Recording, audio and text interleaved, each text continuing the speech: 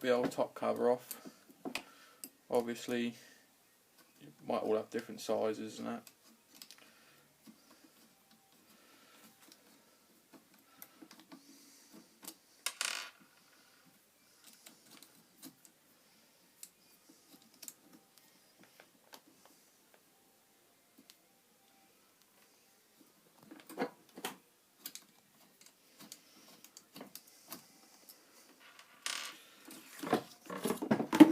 Then you get your slide, just make sure it's all clean, and give it a bit of a spray. This one's already been done, but I'll give another one anyway. And give it a wipe. Yours is probably going to be full of shit. You've done a couple of meters on it. Make sure it's all good, and put it to one side for a minute. Then you get your carb, take your pipe out. Try and make sure you drain it after every meeting, straight away, because if not it will all go wrong. Undo your 4 bolts.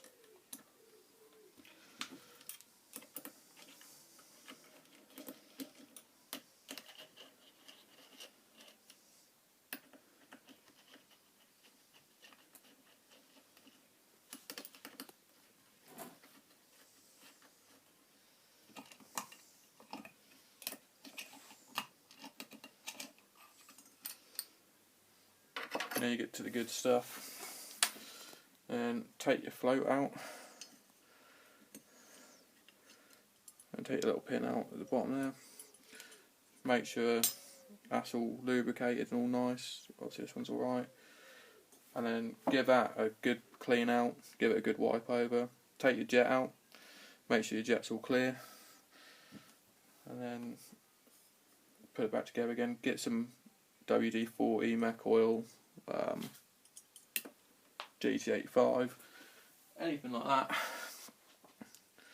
just to give it a bit of a helping hand.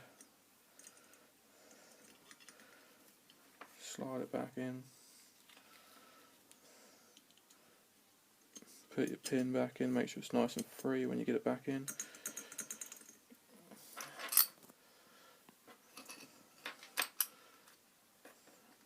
Wham your thing back on.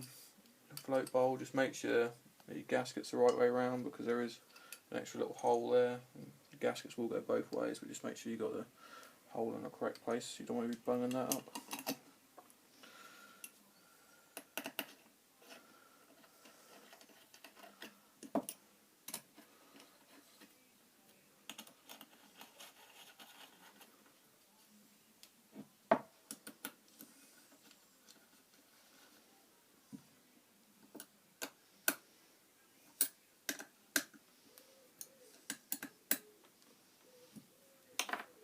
While you got it all off, just make sure you clean all in there out.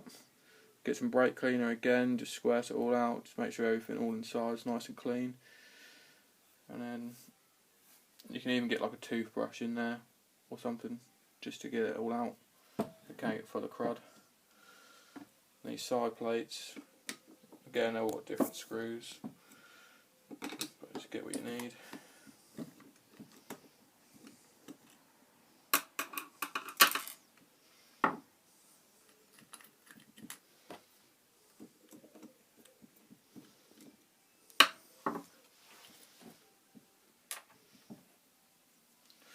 Then you come to the fun bit. Get your gauge, get your little block. Make sure you have a certain screw, but first I'll show you how to clean it, it'll be easier then.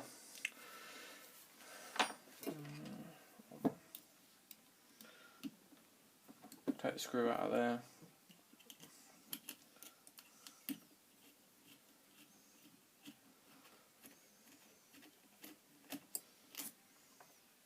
Make sure that bit there is all nice and oiled up, because that's the bit the rocker arm rotates on.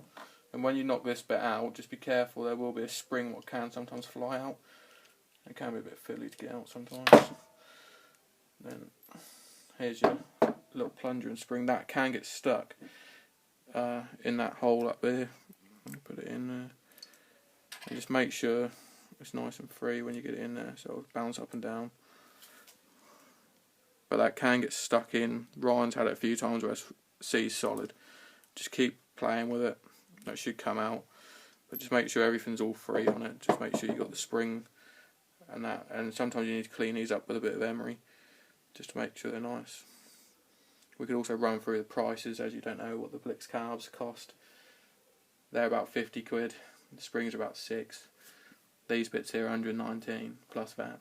So you want to look after them as much as possible, really. Nothing's cheap. No. And then with this, just make sure you give it a good clean. You've got little roller bearings on the end. Just make sure they're all free, not stuck. Make sure a little bit in there is all nice. And bang it back in again. It's fiddly and just a pain in the arse sometimes. And just make sure you line up the old hole.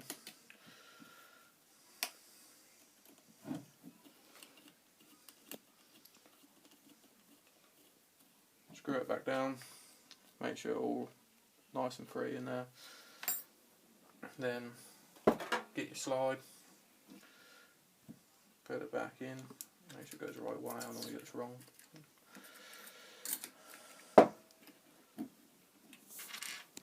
Screw your top cover back down. Can't be fiddly with the spring. And put the cable on.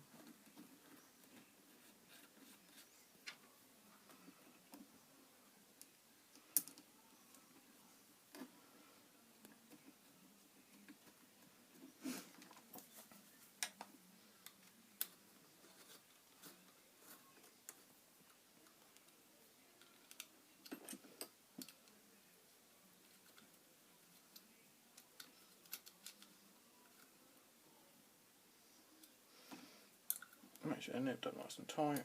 You don't want any crud getting in there. But you do that on. It just gets in the way. Pain in the arse.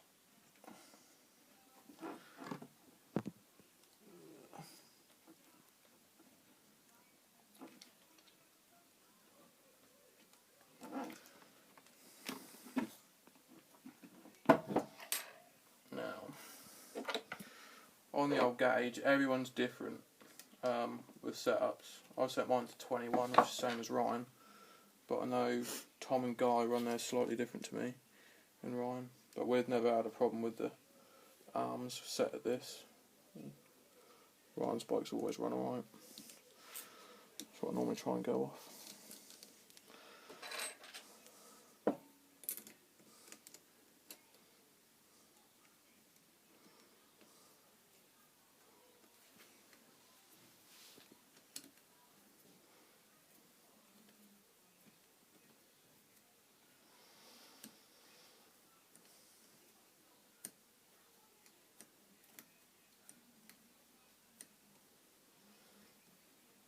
Make sure it's nipped in nice and tight, and get your old dial, get your old grub screw.